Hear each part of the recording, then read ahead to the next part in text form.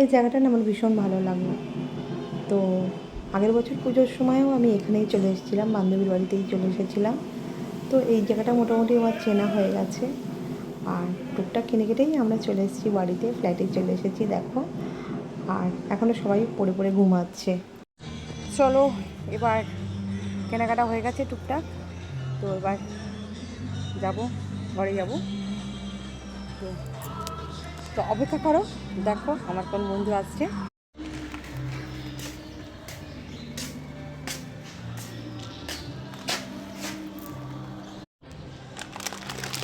বন্ধুর জন্য কী নিয়েছি দেখো, স্ন্যাক্সগুলো কিনে এনেছি সব।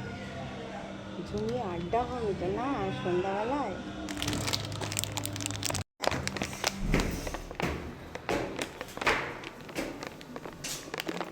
এখনও ঘুমাচ্ছে সব পড়ে পড়ে। আমার মেয়ে অনেক রাত পর্যন্ত কালকে ঠাকুর দেখেছে আর সব পড়ে পড়ে এখন ঘুমাচ্ছে।